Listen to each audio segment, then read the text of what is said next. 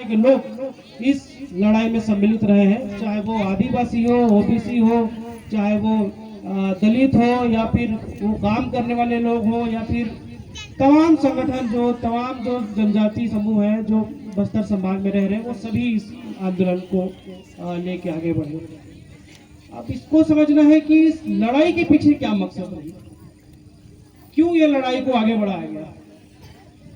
साथियों, अपने को समझना पड़ेगा कि आदिवासी समाज हमेशा से स्वतंत्र रहा है, कभी किसी के गुलाम नहीं रहा है। हजारों सालों से आप देखोगे, पूरे देश में देखो, देश के साथ साथ पूरे दुनिया में देखो, जहाँ पे भी आदिवासी समाज निवास रहा है, कभी भी किसी के गुलाम नहीं रहा है। हमेशा स्वतंत्र रहने वाला, जंगल में घूमने वाला, खेती करने वाला और अपनी जिंदगी को राजा की तरह जीने वाला है, क्योंकि आदिवासी समाज में कभी कोई उच्च नीच भेदभाव, वर्ग भेद, जातिवाद कुछ नहीं रहा है। तो ऐसी परिस्थिति में अंग्रेजी सरकार बस्तर में घुसता है और अपनी जो दमन नीति है, अपनी जो दमन करने वाली शासन है, अपनी जो दमन करने वाली शासन की नीति है, उसको हमारे बस्तर के वासियों के ऊपर थोपता है। उनके स्वशासन के अधिकार को छीनने की कोशिश करता है, उनके जल जंगल जमीन को छीनने की कोशिश करता है, उनके पूरा जो पारंपरिक व्यवस्था है उसको बर्बाद करने के लिए आगे बढ़ता है। तभी ये जो जनता है, यहाँ की जो समाज है, वो भूमकाल आंदोलन के जरिए अंग्रेजों को चेतावनी देता है कि हमारे गांव में हमारा राज हो, हमारे क्षेत्र में हमारा राज हो और हमारा ही कानून यहाँ पे चालू हो और हमारी शासन की व्यवस्था हम अपने हिसाब से चलाएं। अंग्रेज तुम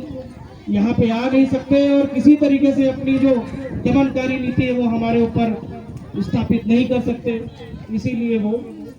ये जो भूमकाल आंदोलन है अंग्रेजों के खिलाफ लागू हुआ। तो आप खुद सोच सकते हैं कि जो भूमकाल के जो महानायक और हमारे जो मणगामी मासा जैसे जो लोग हैं, जो देश की आजादी के पूर्व अंग्रेजों के खिलाफ जो लड़ाई लड़े, अपने स्वशासन और स्वसत्ता को, अपने अधिकार को, अपने जंगल को बचाने के लिए जिन्होंने लड़ाई लड़ी, देश आजाद हुआ और देश आजाद होने के बावजूद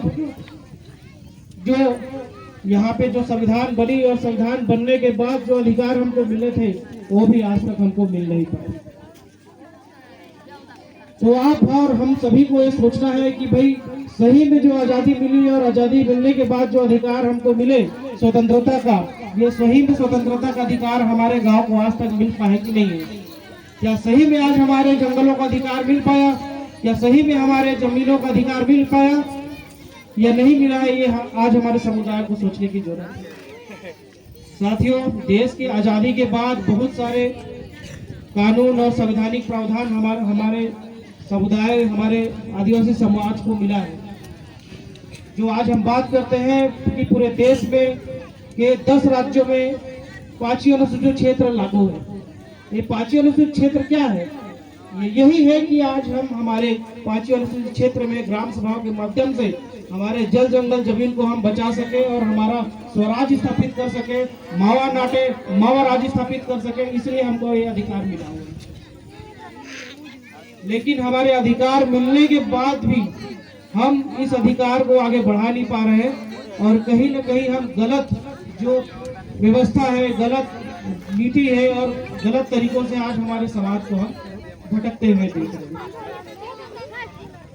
तो आज अगर हमको हमारे भूमकाल के जो महानायकों को याद करना है,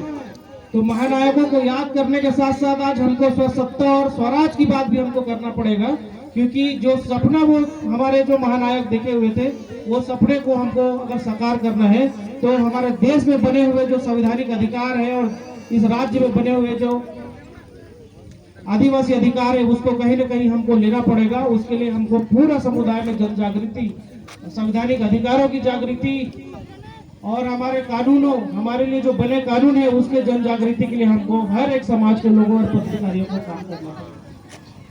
तभी कहीं न कहीं जो हमारे जो भूमकाल के लिए हमारे जो लोग अपनी जान गंवाए हैं स्वराज को स्थापित करने के लिए, तभी हम जाके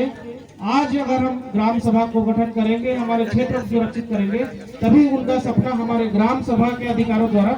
साकार होगा। तो मैं यही चाहता हूं कि हमारे जितने भी युवा साथी हैं, हमारे समाज के जितना भी पदाधिकारी हैं, सभी हमारा सहयोग करें और सहयोग करते करते ये एक सपना देखें कि अगला 5 साल 10 साल में हम कैसे हमारे ग्राम सभा को अधिकार दिला सकते हैं, हमारे 5वीं अनुसूचित क्षेत्र को स्थापित कर सकते हैं और हमारे जंगल और जो जमीन जो है उसको कैसे सुरक्षित कर सकते हैं। साथ में इसको सुरक्षित करते हुए हमको रोजगार कैसे ज्यादा से ज्यादा हम ले पाएंगे, इसके बारे में भी हमको सोचना पड़ेगा।